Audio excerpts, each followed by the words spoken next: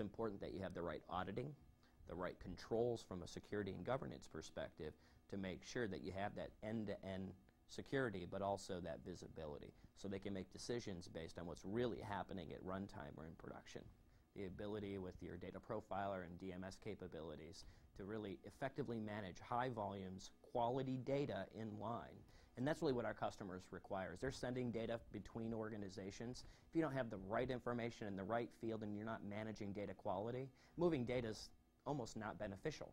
You're creating more problems. Because they're our customers, we basically tell them, look, you can send your data pretty much in any format you need to send it in, and we'll handle it on our end. And that's where Pervasive is really great, because it doesn't matter what kind of garbage they send us, and a lot of times it is garbage. We can use the Pervasive mapping tools to deal with the data.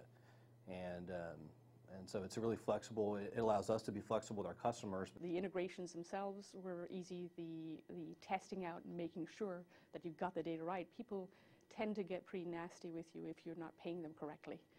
When we go to visit a customer and they describe their data, customers don't really know what their data is. It's never as correct, it's never as complete, it's never consistent.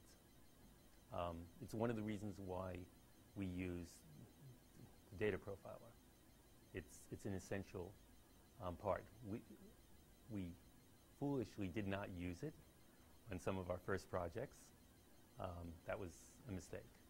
We're also looking at the data profiler now, because the other challenge that we have is the data is not good. So there are many exceptions which are handled by, again, our administration staff, and that's also labor intensive. The ability to make decisions on real or accurate data is critical.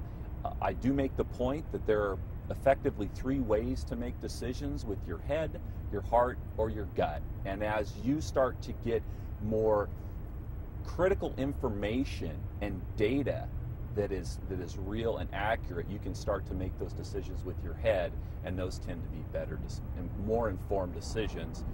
And in my presentation, I use a quote from Jack Welch, which states, "Our biggest problem is we don't know what we know." And that is so true in organizations. When you have data in different locations, disparate systems, you don't know what the system of record necessarily always is. You know, smart analytics are nothing without data. We live and die by the quality of our data. You know, we are so focused on being able to deliver repeatable, reliable analytics. And when you're mining, if you can imagine mining health content, for some reason healthcare facilities aren't very open-minded to giving false positives. Not very generous. Generous, yeah. I should say. Yeah. That is the accuracy of that information, since we're mining it out of a document and then putting it up in the form of potentially an alert in a surveillance system or in some kind of a report for reporting to the government, whatever it may be. We've got to be on our game. With Famous, we create journal entries and things like that, and the data needs to be accurate. And it happened to create duplicates because there weren't enforced data entry standards. And with the Pervasive tool, we were able to find these duplicates and clean them up. We typically use Data Profiler as a front-end piece to understand the data.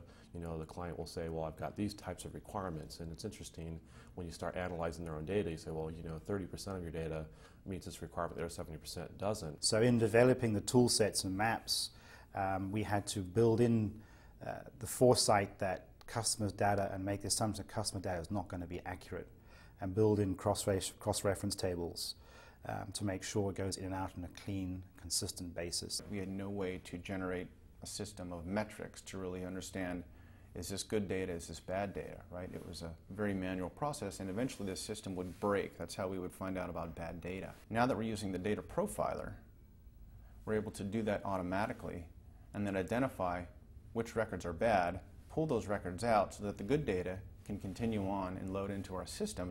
The iHub solution has provided the ability for us to recognize file activity on our FTP sites automatically, start the process of moving that file in. We'll strip off that file, archive it, move it on in through our profiler, essentially creating the good file in the bad file. The good file, if it doesn't meet or exceed the thresholds, will continue on into our processes and ultimately into our system. The bad file then is then ultimately returned back to the originator with X's basically indicating which business rules or client-specific rules made that specific record fail.